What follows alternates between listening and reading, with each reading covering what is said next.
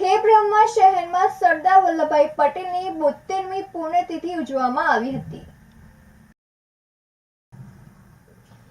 ગુજરાતના પનોતા પુત્ર અને જેમને ભારત રત્ન એવોર્ડથી સન્માનવામાં આવ્યા છે તેવા અખંડ ભારતના શિલ્પી અને જેમને લોખંડી પુરુષથી બિરદાવવામાં આવ્યા છે તેવા સ્વર્ગીય સરદાર વલ્લભભાઈ પટેલ સાહેબની 72મી પુણ્યતિથિ નિમિત્તે જ્યારે તેમને સમગ્ર દેશવાસીઓ દ્વારા શ્રદ્ધા સુમન અર્પણ કરવામાં આવી રહી છે ત્યારે ખેબ્રહ્મા તાલુકા અને શહેર કોંગ્રેસ સમિતિ દ્વારા સરદાર ચોક ખાતે તેમની પ્રતિમાને સૂતરની આંટી પહેરાવીને અને સૂત્રોચ્ચાર કરવામાં આવ્યા હતા તથા તેમની કરેલા આદર્શ કાર્યોને યાદ કરીને શ્રદ્ધા સુમન અર્પણ કરવામાં આવ્યા હતા।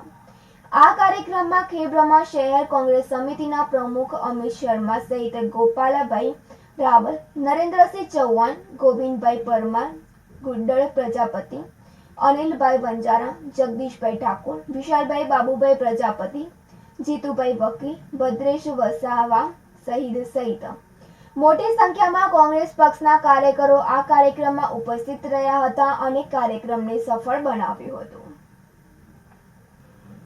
આબિદપુરા સાથે તનિષા પરમાર, સિટી ન્યૂઝ, ખેબ્રહ્મા।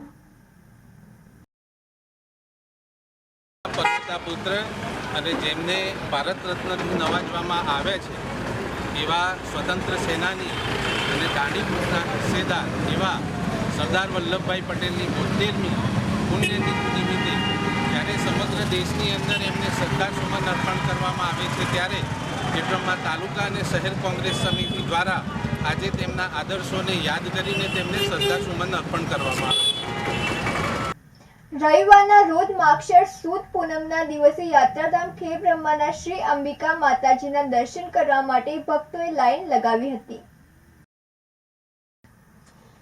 અત્યારે ઠંડીની મોસમ હોવા છતાં સાબરકાંઠા ઉપરાંત અમદાવાદ, બનાસકાંઠા, મહેસાણા, અરવલ્લી તથા રાજસ્થાનના શ્રદ્ધાળુઓ ઉમટ્યા હતા।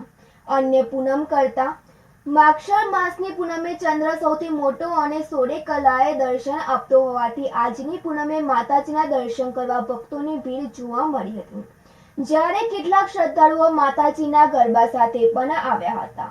માતાજી લોકોને સુખ શાંતિ પ્રદાન કરે તેવા આશીર્વાદ લોકો પર વરસાવતા રહે તેવી માતાજીને પ્રાર્થના કરી છે। ભરત ચૌહાણ સાથે તનિષા પરમાર, સિટી ન્યૂઝ, ખેબ્રહ્મા।